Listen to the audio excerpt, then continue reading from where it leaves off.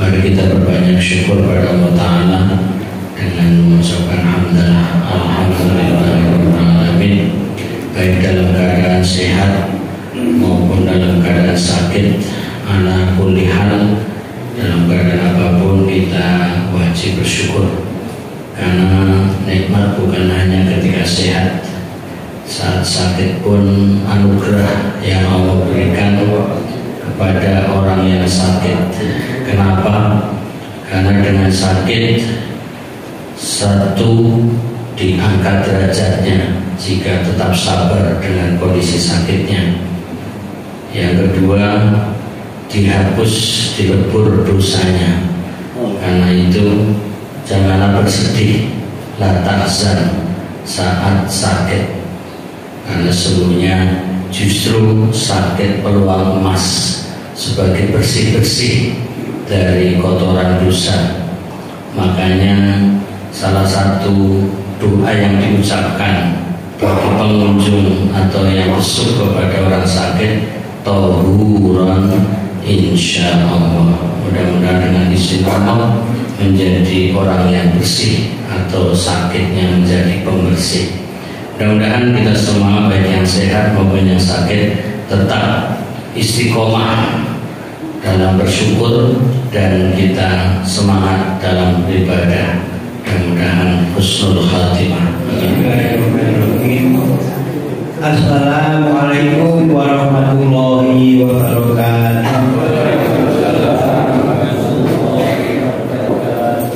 Alhamdulillahirabbil alamin, wassalatu wassalamu ala asyrofil anbiya'i wal mursalin wa ala alihi wa sahbihi ajmain. Asyhadu an la ilaha illallah wahdahu la syarika lah wa asyhadu anna Muhammadan abduhu wa rasuluh. Allahumma sholli ala Muhammad wa ala ali Muhammad kama shallaita ala Ibrahim innaka Hamidum Majid. Rabbi shrah li sadri wa yassir li amri wahlul 'uqdatam min lisani yafqahu qawli. Jamaah sholat subuh Masjid Baitul Syukur yang insya Allah dirahmati Allah SWT, marilah yang pertama dan utama kita selalu bersyukur kepada Allah dengan mengucapkan alhamdulillahirabbil alamin. Salawat dan salam selalu kita curahkan kepada junjungan kita, Nabi besar, Nabi agung Muhammad sallallahu alaihi wasallam. Jemaah yang berbahagia, alhamdulillah di tengah-tengah kita hadir Ustaz Furqan Nasbi LCMPDI yang setiap hari Jumat ba'da subuh mengisi pengajian di Masjid Baitul Syukur. Dan insya Allah setelah kajian ba'da subuh dilanjutkan dengan sahabat bersama yang telah disediakan oleh hamba Allah jamaah Masjid Baitul Syukur. Semoga amal beliau diterima Allah dan menjadi amal jariah. Jamaah sholat subuh yang berbahagia dan insya Allah dirahmati Allah SWT, untuk menyingkat waktu, marilah kajian ba'da subuh pada pagi hari ini kita awali bersama dengan bacaan basmalah. Bismillahirrahmanirrahim. Kepada yang terhormat Bapak Haji Furqan Nasbi kami persilakan. Bismillahirrahmanirrahim.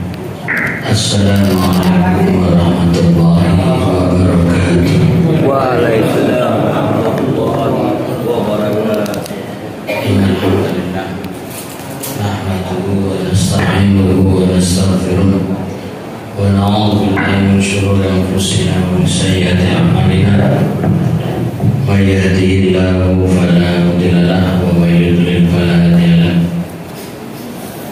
Asyhadu an la ilaha illallah wahdahu la syarika lah wa asyhadu anna Muhammadan abduhu wa rasuluh la nabiyya ba'dahu amma ba'd. Mari kita berbanyak syukur pada Allah Ta'ala dengan mengucapkan alhamdulillahirrahmanirrahim, baik dalam keadaan sehat maupun dalam keadaan sakit. kulli hal, dalam keadaan apapun kita wajib bersyukur, karena nikmat bukan hanya ketika sehat, saat sakit pun anugerah yang Allah berikan kepada orang yang sakit. Kenapa? Karena dengan sakit, satu, diangkat derajatnya jika tetap sabar dengan kondisi sakitnya. Yang kedua, dihapus, dilebur dosanya. Karena itu janganlah bersedih, la tahzan, saat sakit, karena sesungguhnya justru sakit peluang emas sebagai bersih-bersih dari kotoran dosa. Makanya salah satu doa yang diucapkan bagi pengunjung atau yang besuk kepada orang sakit, tahuran insya Allah, mudah-mudahan dengan izin Allah menjadi orang yang bersih atau sakitnya menjadi pembersih. Mudah-mudahan kita semua baik yang sehat maupun yang sakit tetap istiqomah dalam bersyukur dan kita semangat dalam beribadah. Mudah-mudahan husnul khatimah. Amin ya rabbal alamin. Kita berbanyak sholawat untuk Rasulullah Muhammad sallallahu alaihi wasallam yang telah sempurna mengajarkan Islam, dan diantaranya melalui Al-Quran. Dan di antara Al-Quran ada surat Al-Baqarah, dan surat Al-Baqarah dari awal kita sudah baca tafsirnya dengan kitab Tafsir Al-Maraghi, dan kita sudah sampai pada ayat 46 sudah selesai. Kita masuk pada 47 dan 48 di halaman 109. Mari kita baca lagi dua ayat yang ada di dalam buku, yaitu di halaman 109 ayat 47 dan 48. A'udzu billahi minasy syaithanir rajim.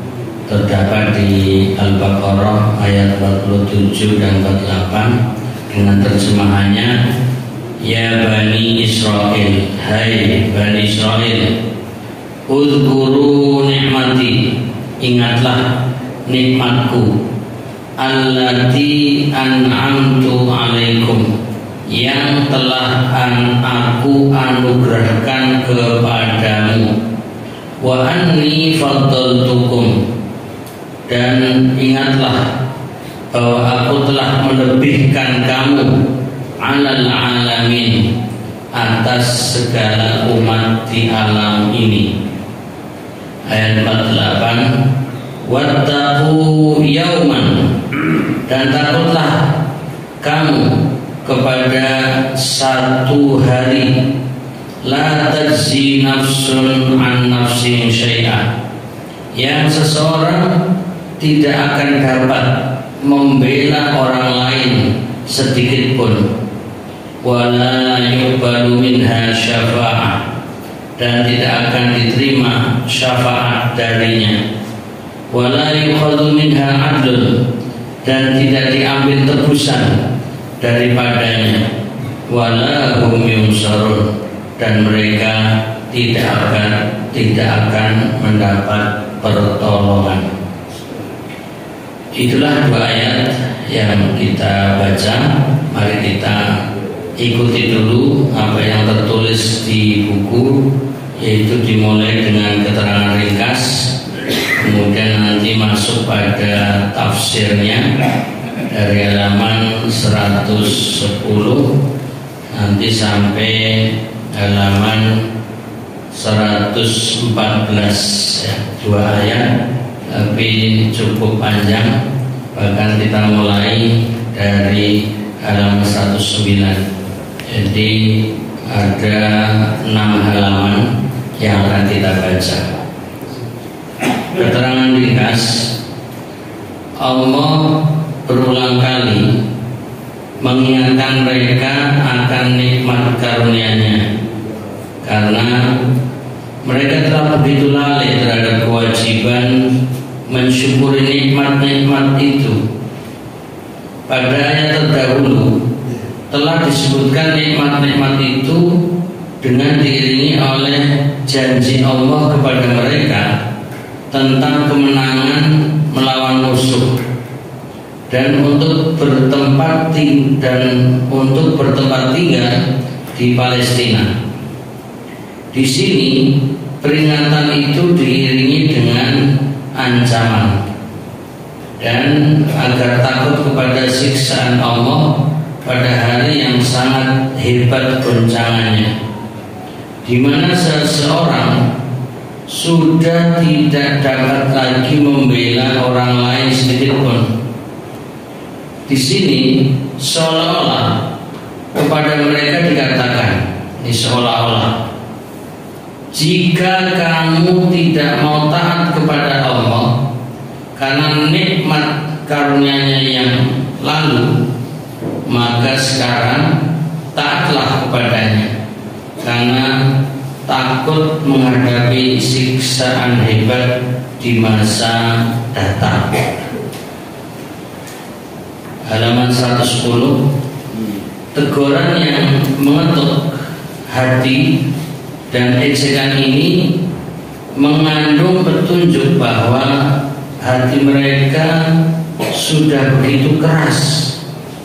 Sebab orang yang menyadari kadar dirinya ketika ia menyepi sendiri, lalu ia ingat bahwa ia merasakan suatu kekurangan, niscaya ia merasa pedih oleh kekurangan itu, dan ia merasa tidak patut mengotori dirinya untuk kedua kalinya dengan perbuatan-perbuatan tercela.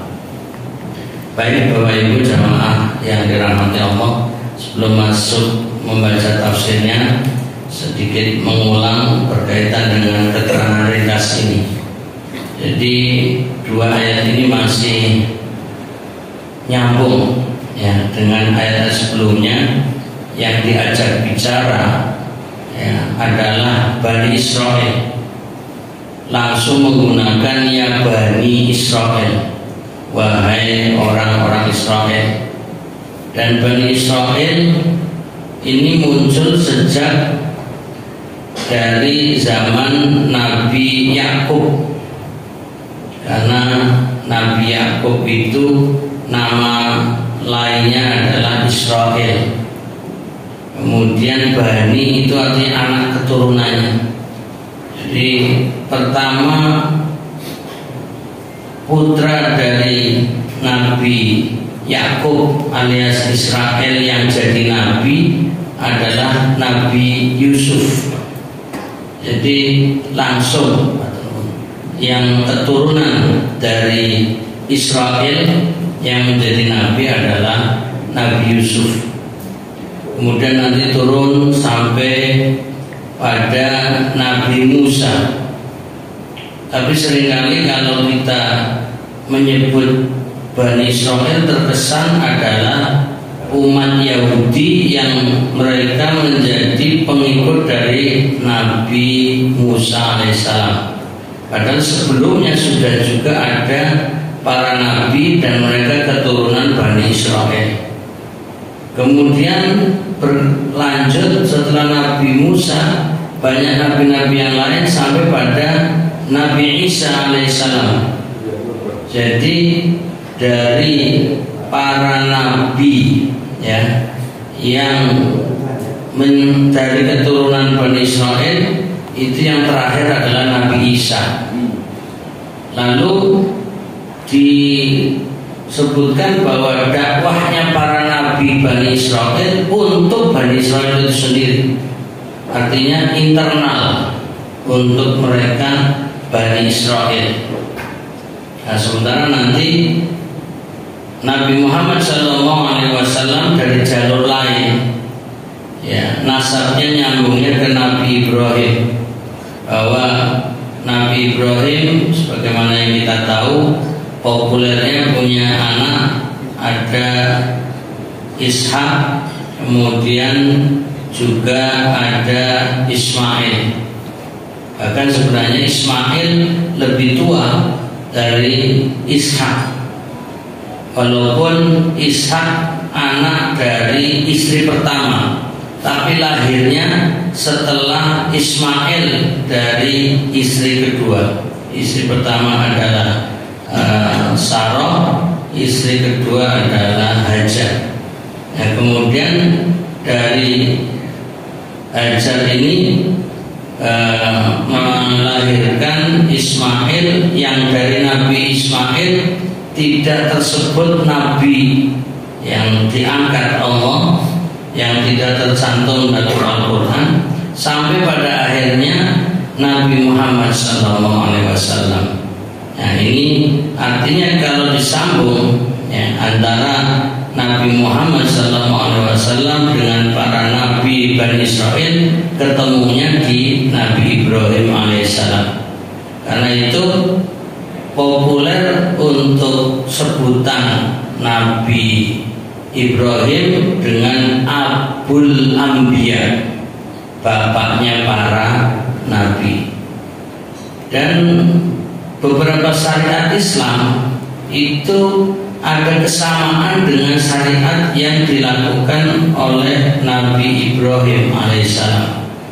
Yang paling jelas seperti manasik haji, ya, bahwa umat Islam melakukan manasik haji, manasik umroh itu sesungguhnya apa yang dilakukan oleh Nabi Ibrahim dan putranya Ismail alaihi wassalam. Jadi syariatnya langsung dari apa yang sudah pernah dilakukan oleh Nabi Ibrahim dan Ismail. Tidak disebutkan anak keturunan dari Ishak yang kemudian mereka banyak jadi nabi mendapatkan manasik haji, atau mereka tidak melakukan semacam tawaf atau sa'i atau manasik haji yang lain di Mekah, karena mereka tidak mendapatkan semacam pelaksanaan ibadah semacam itu. Ini dari sisi sambungan, ya. Kenapa kemudian Nabi Muhammad SAW diberi wahyu Allah Ta'ala, yaitu dengan lafal ya Bani Israel. ini dalam rangka untuk mengingatkan mereka. Dan satu sisi ini bukti kepedulian Nabi Muhammad SAW kepada mereka untuk ingat-ingat apa yang sudah didapat. Udhkuru nikmati. Jadi Allah mengajarkan ya, kepada Nabi Muhammad SAW untuk mengingatkan Bani Israel, ingat nikmat Allah. Ini menunjukkan bahwa Tuhannya Bani Israel dengan Tuhannya Nabi Muhammad SAW itu sama. Seringkali di kalangan orang Yahudi merasa mereka punya Tuhan tersendiri, lalu umat Islam punya Tuhan yang lain. Ini yang keliru. Sebagaimana umat Nasrani, mereka menganggap Tuhannya umat Islam beda dengan Tuhannya Nabi Isa, padahal sama ya. Nah, ini yang perlu dipahami, ini adalah sebenarnya pengikat dan penyambung ya antara umat Islam dengan umat Bani Israel, baik itu yang Yahudi maupun Nasrani, yaitu untuk mengingat nikmat Allah allati an'amtu alaikum. Yaitu Allah menyatakan an'amtu, yang telah aku anugerahkan alaikum kepadamu, kepada kalian wahai Bani Israel. Jadi dari umat Nasrani, umat Yahudi, atau orang-orang yang mengklaim dirinya sebagai keturunan Bani Israel, ini mestinya mensyukuri betapa banyak nikmat yang Allah telah berikan kepada mereka. Dan bahkan satu pujian yang Allah nyatakan, wa anni faddaltukum 'alal alamin. Dan ingatlah bahwa aku Allah telah melebihkan kamu kalian Bani Israel atas segala umat di alam ini. Jadi kalau kita mau menyampaikan apa adanya, memang Allah dengan redaksi faddaltu itu menunjukkan memberi keutamaan. Ya, faddaltu, telah kami utamakan kum pada kalian, yaitu alal alamin, atas segala umat di alam ini. Jadi memang Bani Israel dianggap umat istimewa, ya, umat yang punya kedudukan tinggi, karena mereka punya banyak nabi, ya. Jadi bukan hanya Nabi Musa dan Nabi Isa saja. Dan ini adalah keistimewaan yang mestinya mereka syukuri. Tapi banyakkan mereka lalai. Jadi ayat ini adalah sebagai pengingat kepada Bani Israel. Ya, nanti kita kembangkan lagi bahwa sekalipun ayat ini secara redaksi ini khusus untuk Bani Israel, ini juga sebenarnya untuk pengingat bagi umat Islam yang membaca Al-Quran. Karena Bani Israel boleh dibilang tidak membuka Al-Quran, tidak membaca Al-Quran, tidak mendengarkan isi Al-Quran, sehingga mereka yang lalai tetap lalai. Waktu ayat ini turun, diarahkan kepada Bani Israel yang hidup di Madinah. Ada 4 kelompok, ada 4 kabilah yang mereka beragama Yahudi. Di Madinah tidak disebutkan ada kelompok Nasrani, karena kelompok Nasrani saat itu ada di Afrika, yaitu di Habasyah, yang kalau kita sebut sekarang Ethiopia. Itu di sana ada Raja Najasyi yang terkenal dengan dermawannya, dengan kehormatannya dan menghormati para tamu dari manapun datangnya, sehingga umat Islam juga mendapatkan fasilitas dari Raja Najasyi yang Kristen atau Nasrani itu saat hijrah. saat pindah ke sana sebelum hijrah ke Madinah. Ini hanya untuk memperjelas saja bahwa ayat ini memang dikhususkan kepada Bani Israel, tapi sekaligus sebagai pengingat kita agar selalu mengingat-ingat nikmat yang Allah telah berikan kepada kita secara umum. Kemudian pada ayat 49 itu perintah lagi untuk bertakwa, wattaqu, bertakwalah kepada Allah, yang kemudian terjemahnya adalah takutlah. Nah, untuk lebih jelasnya mari kita baca tafsirnya ya.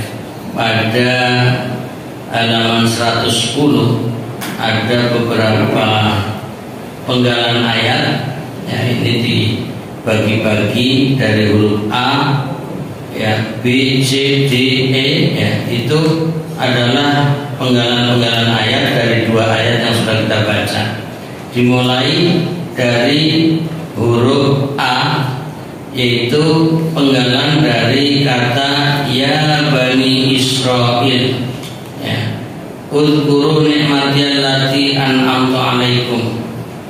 Hai Bani Israil, ingatlah nikmatku yang telah aku anugerahkan kepadamu.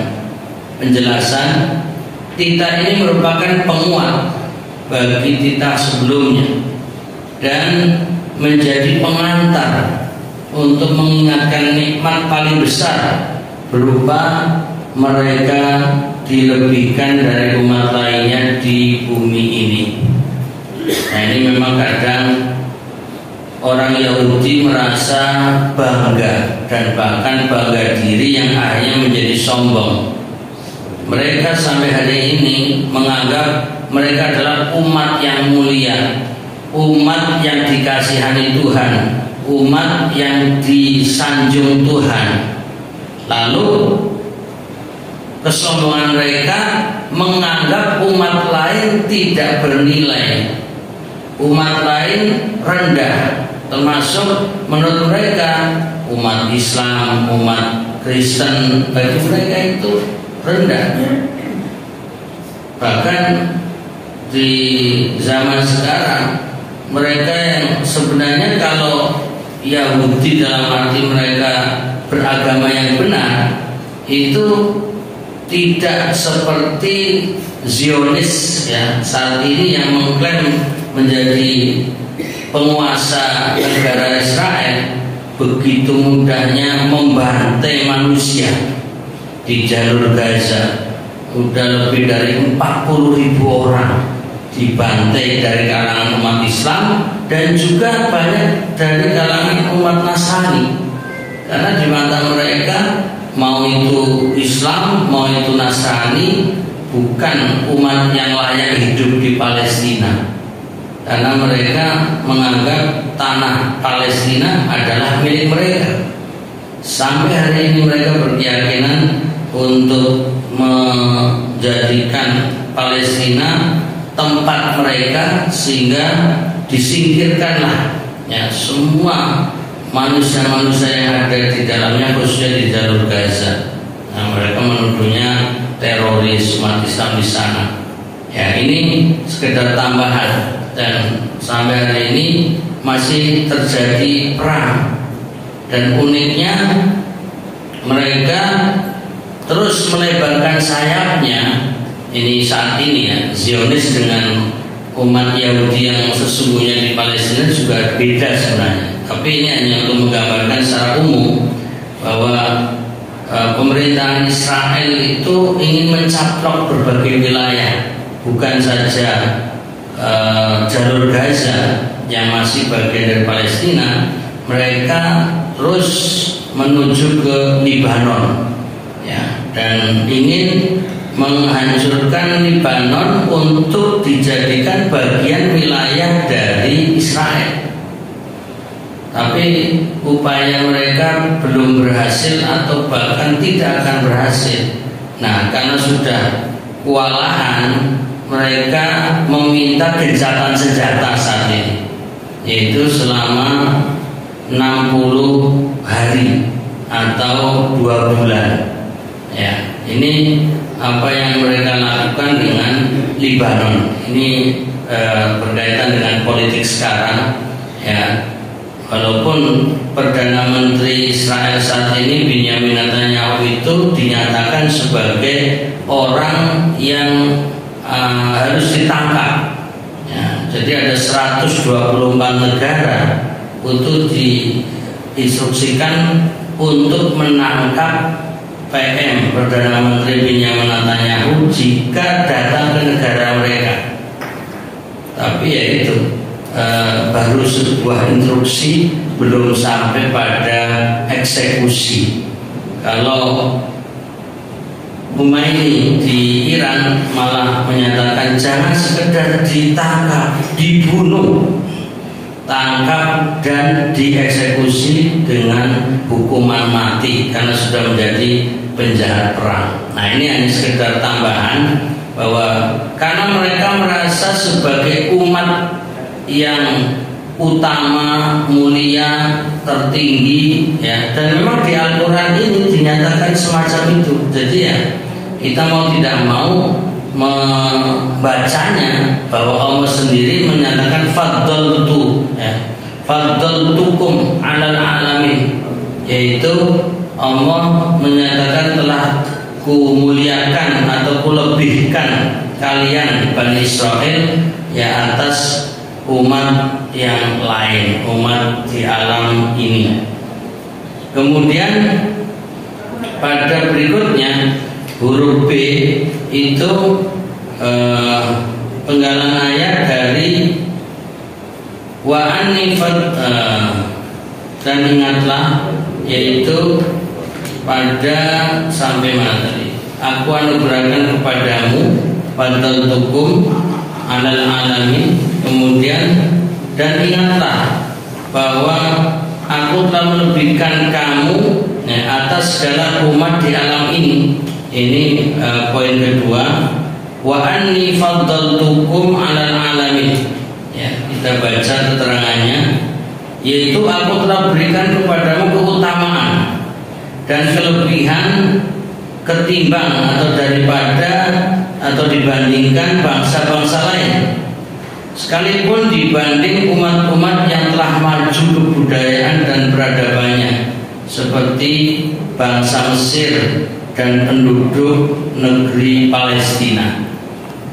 Mereka dipanggil dengan nama bapak mereka, yaitu Israel, ya, Bani Israel, karena bapak mereka inilah yang menjadi sumber kebanggaan dan kemuliaan mereka. Ya, tidak menggunakan Bani Ibrahim. Ya, sebenarnya Israel sendiri adalah putra dari Nabi Ibrahim. Ya, yang kita tahu, ya, Nabi Ibrahim punya anak Ishak, Ishak punya anak kembar. Di antaranya ada Isa dan Israel. Nah, dari nama Israel ini yang kemudian kita kenal di kalangan umat Islam sebagai Yakub. Jadi kalau kita baca sejarah nama-nama, ya, anak keturunan Nabi Ibrahim itu Ishak kemudian punya anak kembar. Ya, setelah sekian lama menikah tidak dikaruniai anak sampai usia 40 tahun, Ishak baru kemudian punya anak kembar, yaitu Isa dan Israel. Nah, Isa sendiri tidak menjadi sorotan karena tidak dikenal sebagai nabi atau anak keturunan sebagai nabi, tapi yang lebih terkenal adalah Israel. Nah, Israel sendiri atau Yakub kemudian punya keturunan 12, ya, dari 10 dari salah satu istrinya, 2 dari istri yang lain, yaitu ada salah satunya namanya Yahuda. Nah, ini yang kemudian nanti terkenal dengan Yahudi. Nah, bahkan Nabi Yusuf ini beda ibu, ya, dengan Yahuda, yaitu Nabi Yusuf itu sama Binyamin adiknya. Ya, jadi itu secara keturunan. Tapi walaupun beda ibu, satu ayah, mereka 12 orang. Ya, totalnya 12 orang, makanya kemudian menjadi 12 kabilah. Sampai zaman Nabi Musa alaihissalam ketika harus menyeberangi lautan yang kemudian menjadi jalan tol lah, biar gampang ngomong. Jadi jalan dadakan, jalan jadi-jadian dengan dipukulkan tongkatnya itu menjadi 12 jalur karena mereka ada 12 kabilah. Nah, itu bisa kita baca dalam riwayat-riwayat berkaitan dengan kisah Nabi Musa ketika memukul tongkatnya ke Laut Merah, kemudian terbelahlah laut itu menjadi 12 jalur. Kemudian ya kalau kita guyonan itu sekali pukul bisa terbentuk 12 jalan tol lah ya. Nah, kalau punya tongkat Nabi Musa nggak usah pakai utang yang bikin jalan tolnya, langsung jadi 12. Namanya dari Solo ke Jogja nggak usah pakai proses lama-lama ya, atau dari Jawa sampai ya ujung ke ujung itu sekali pukul langsung jadi jalan semuanya. Ini hanya ya hayalan kita ini. Baik, kemudian mereka dipanggil tadi ya dengan nama Israel, ya Bani Israel. Kemudian selanjutnya nikmat dan kelebihan itu semua disandarkan kepada mereka karena kedua hal tersebut memang telah mencakup kelebihan. Ini hanyalah mereka peroleh karena mereka berpegang kepada perbuatan-perbuatan yang luhur dan meninggalkan perbuatan-perbuatan hina. Karena orang yang menganggap dirinya terhormat, tentulah ia akan menjauhkan diri dari perbuatan-perbuatan yang hina. Jadi seharusnya Bani Israel itu umat mulia karena mereka anak keturunan Nabi. Mereka adalah, kalau mungkin bangsa kita istilahnya istilahnya darah biru ya. Jadi bangsawan ya. Jadi mereka punya banyak kelebihan dari sisi keagamaan. Mereka jalurnya adalah para nabi yang mendapatkan wahyu langsung dari Allah, dan juga mereka menduduki posisi-posisi penting. Ada yang jadi raja seperti Nabi Daud alaihissalam, itu juga Bani Israel yang menjadi raja. Bahkan kemudian Nabi Sulaiman itu nabi yang menjadi raja dan sangat istimewa, mampu menguasai bukan saja manusia, sampai jin pun di bawah kendalinya. Itu Bani Israel. Jadi memang anak keturunan Bani Israel sangat mulia, dan mereka berpedoman pada kitab-kitab suci. Mereka adalah orang-orang yang terhormat karena menjalankan firman-firman Allah. Ini lagi bicara Bani Israel yang semestinya dan sesungguhnya dari keturunan Bani Israel itu sendiri. Jangan melihat Israel sekarang ya, jangan membayangkan Yahudi yang kemudian mereka menjadi para penjahat, para pembunuh ya. Tapi melihatnya mereka dalam arti Bani Israel yang luhur ya. Leluhur mereka adalah orang-orang luhur, orang-orang terhormat, orang-orang yang selalu berbuat baik, meninggalkan perbuatan hina dan keji. Ini harus kita pahami. Kenapa kemudian mereka mendapatkan keutamaan dari Allah? Jadi ketika membaca ayat semacam ini, jangan membayangkan sekarang, jangan membayangkan Yahudi dari Bani Israel yang membunuh para nabi itu sendiri ya. Tapi maksudnya mereka para nabinya sendiri, umat-umatnya para nabi itu sendiri, yang mereka menjalankan perintah-perintah Allah dengan cara yang benar dan baik. Jadi terjadinya kesesatan karena mereka sendiri yang menyimpang. Maka ayat ini sebenarnya sebagai kritik ya kepada Bani Israel yang seharusnya berpegang teguh kepada kitab suci yang telah disampaikan atau diberikan atau diturunkan kepada para nabi mereka, khususnya ya yang paling populer adalah Taurat yang diturunkan kepada Nabi Musa.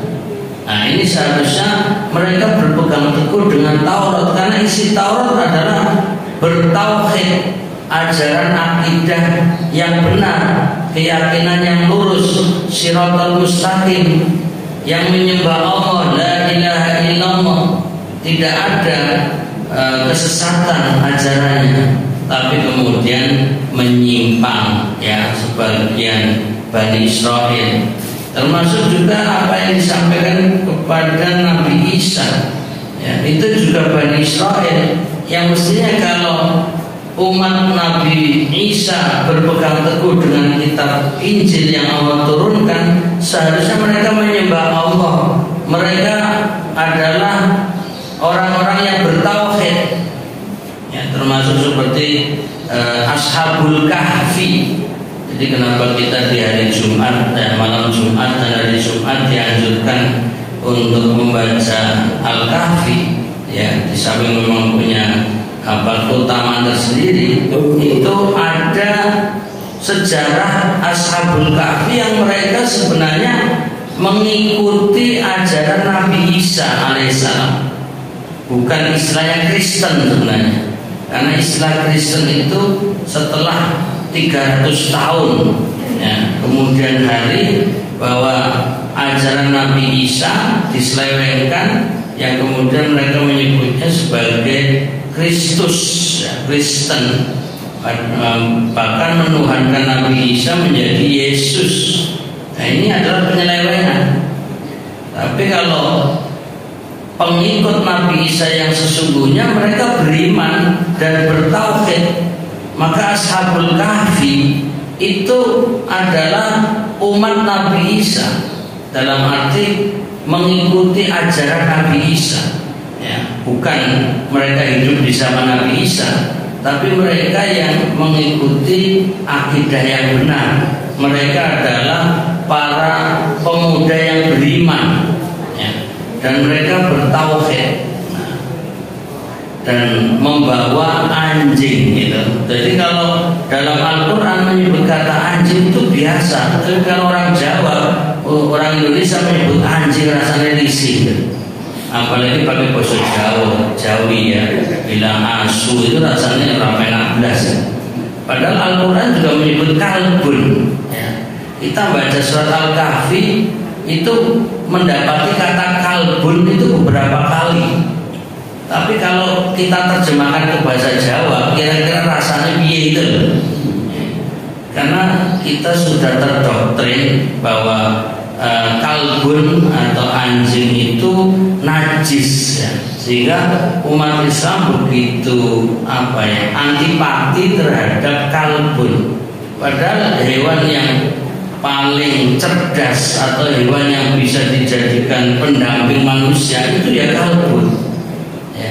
Dan bisa menjadi hewan pemburu itu ya kalbun, bisa membantu ya untuk menjaga rumah itu ya kalbun. Bahkan Ashabul Kahfi didampingi kalbun. Nah, saya pakai kalbun biar gak menyakitkan telinga ini, karena telinga kita itu belum bisa adaptasi dengan kata anjing ya, asu itu rasanya rapena di rumah belas. Padahal itu bukan suatu kata yang aib ya, tapi memang budaya kita ya, menggunakan kata itu kayaknya dianggap gak sopan, gak etis. Padahal Al-Quran menyebut kata kalbun berulang kali ya. Jadi kembali bahwa Bani Israel ini punya kelebihan. Allah mengingatkan mereka akan kelebihan ini untuk menyadarkan mereka bahwa zat yang memberikan kelebihan kepadanya ketimbang umat lain, dapat pula memberikan kelebihan itu kepada orang lain. Nah, seperti kepada Nabi Muhammad SAW dan umatnya, juga untuk menyadarkan bahwa mereka lah yang lebih patut dibandingkan dengan semua bangsa lain untuk memperhatikan ayat-ayat yang dibawa oleh Muhammad SAW. Jadi pada hakikatnya orang Bani Israel itu seharusnya apa yang mereka bawa ajaran sebelumnya itu sama dengan ajaran Nabi Muhammad SAW. Tidak akan memusuhi Nabi Muhammad kalau mereka percaya dengan nabi-nabi sebelumnya dari kalangan Bani Israel, karena isinya sama.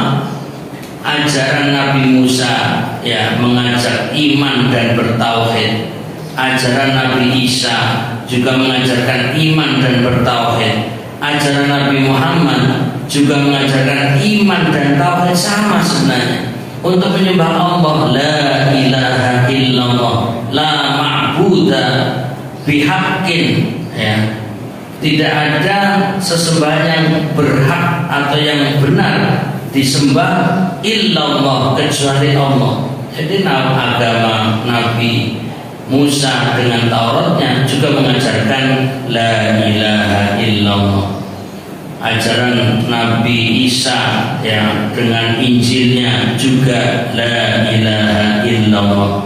Ajaran Nabi Muhammad SAW dalam Al-Quran juga la ilaha illallah. Jadi sama, karena memang ini adalah agama samawi ya, tapi sayang, jadi tiga agama ini seperti berbeda dan dibelah.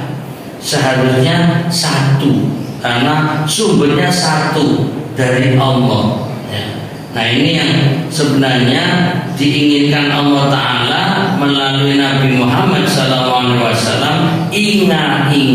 Ingat nikmat Allah ya, kemudian hendaknya beriman kepada Nabi Muhammad SAW dan percaya isi Al-Quran. Itu arahannya ya, karena orang yang diberi kelebihan lebih patut baginya mendahului melakukan yang baik daripada orang lain yang dibawanya. Dan kelebihan ini jika berupa banyaknya para nabi pada mereka, maka tak ada satupun umat yang menandingi mereka. Kalau kita boleh menghitung ya, bahwa dari 25 nabi yang kita kenal itu 19 Bani Israel. Jadi 19 itu Bani Israel, berarti 6 itu yang bukan Bani Israel. Artinya banyak sekali ya nabi-nabi dari kalangan Bani Israel. Jadi dari Nabi Ibrahim ke atas ya, sampai Nabi Adam jelas itu bukan Bani Israel. Dan yang paling akhir Nabi Muhammad SAW bukan Bani Israel ya. Jadi Bani Israel mestinya terhitung dari Nabi Yusuf ya. Nah, itu. Atau kalau mau menjadikan Nabi Ibrahim bagian dari mereka ya, karena Bani Israel berarti anak keturunan Ishak, dan anak keturunan Ishak atau Israel itu ya pertama Nabi Yusuf ya, yang menjadi nabi dan terus turun-temurun sampai Nabi Musa, kemudian Nabi terus-menerus sampai Nabi Isa alaihissalam. Kemudian ya, artinya mereka punya banyak nabi. Tetapi dengan kelebihan ini tidak berarti bahwa tiap-tiap pribadi dari mereka ini lebih mulia dari pribadi-pribadi umat lainnya.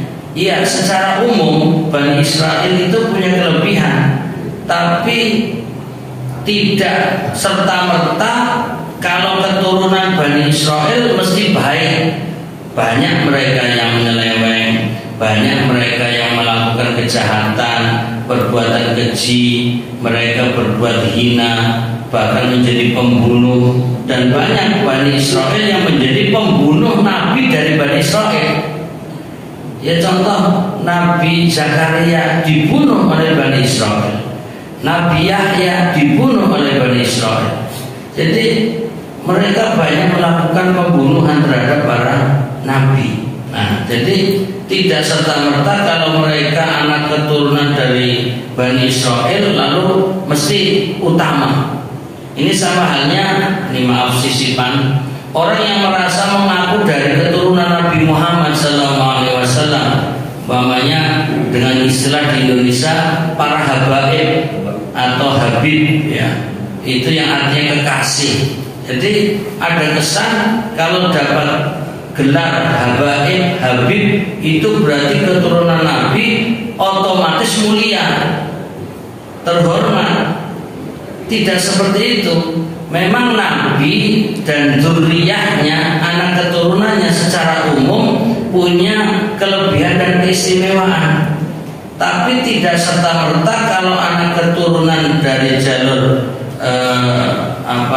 Fatimah, ya, Hasan, Husain dan anak keturunannya semuanya mesti baik. Banyak dari mereka juga menyimpang, ya. Jadi tidak ada jaminan kemudian anak dari keturunan Nabi Muhammad SAW langsung serta-merta dijamin masuk surga, yang lain lewat, ya nggak bisa, ya. Jadi banyak yang melanggar, ya. Jadi umpamanya tidak serta-merta anak kiai yang dipanggil Gus mesti baik. Banyak yang Gus kemudian jadi Gus yang tidak baik, kan itu.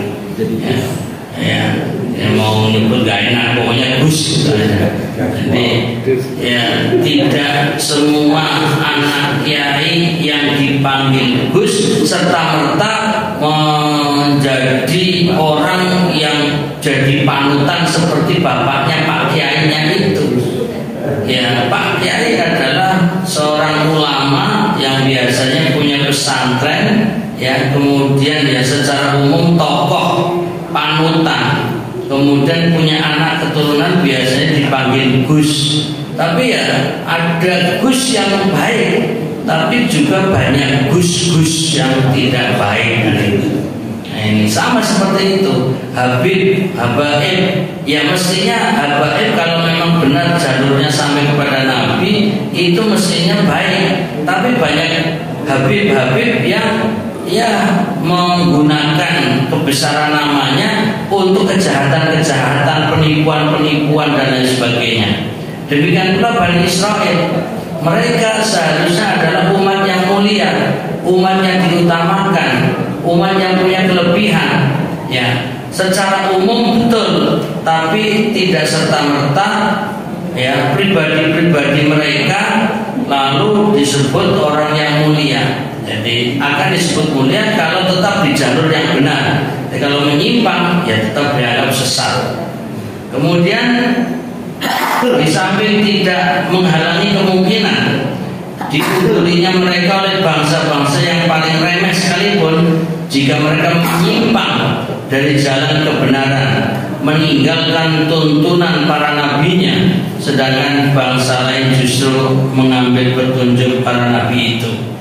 Jadi contohnya Nabi Muhammad SAW secara garis nasab tidak nyambung ke Bani Israel, tapi kemudian Nabi Muhammad SAW menjadi orang yang mulia, bahkan Nabi yang teristimewa dibandingkan para nabi-nabi yang keturunan Bani Israel. Nah, Bani Israel akan disebut sebagai bangsa yang mulia kalau mereka berpegang teguh dengan aturan Allah, baik yang mereka Yahudi maupun Nasrani. Nah, ini seharusnya mereka adalah sama, yaitu apa yang diajarkan oleh para nabi mereka. Intinya adalah menjadi ahli tauhid, yaitu la ilaha illallah. Adapun jika kelebihan ini berupa dekatnya mereka kepada Allah lantaran mengikuti syariatnya, maka kelebihan itu hanya terbukti pada para nabi dan orang-orang yang mendapat petunjuk dari kalangan manusia di zamannya, serta orang-orang yang mengikuti mereka dengan baik sepanjang mereka masih berketetapan hati melaksanakan syariat itu dan menempuh jalan yang membawa mereka berhak untuk mendapatkan keutamaan. Ya, jadi Nabi jelas mereka para Nabi orang-orang yang utama diberi kelebihan Allah. Kemudian para pengikutnya langsung yang taat iman kepada Allah, bertauhid, itu juga mereka yang Bani Israel, mereka punya posisi yang mulia. Ya. Tapi kalau kemudian mereka menyimpang, ya jadi terhina. Nah, ini sebagai pengingat. Ya. Jadi syarat untuk menjadi orang yang punya kelebihan harus tetap di jalur yang benar. Jadi banyak mereka yang baik, tapi juga banyak yang menyimpang. Selanjutnya, ya ini kurang beberapa menit, huruf C, yaitu terjemahan dari ayat 48, wattaqu yauman la tajzi nafsun an nafsin syai'an. Dan takutlah kamu kepada satu hari yang seseorang tidak dapat membela orang lain sedikit pun. Ya. Takutlah kamu kepada satu hari yang pada hari itu terjadi hal-hal yang dahsyat yang kamu tidak mampu sama sekali menolaknya, dan tidak ada sesuatu yang dapat menyelamatkanmu kecuali ketakwaan kepada Allah, baik dalam keadaan sunyi atau ramai. yakni pada hari di mana seseorang tidak menanggung dosa-dosa orang lain. Ini ada beberapa ayat sebagaimana firman Allah dalam Quran surat 6 ayat 164 dan surat 35 ayat 18, surat 80 ayat 34 ya sampai ayat 36 dan surat 26 ayat 88 sampai 89. Ini mungkin insyaallah akan kita sampaikan dengan detailnya sebagai tambahan keterangan pada pertemuan yang akan datang, karena menu sarapan kelihatannya sudah tampak dari sini ya. Mudah-mudahan apa yang kita baca mendapat ataupun menjadi ilmu yang bermanfaat. Amin ya rabbal alamin. Tolong batasnya sampai huruf C ya, dan nanti kita akan baca ayat-ayat yang tertulis di huruf C bagian bawah. Belum kita baca ayat D huruf D, E dan seterusnya nanti sampai halaman ya 114 insya Allah. Sehat selalu, tetap semangat. Mana semangatmu?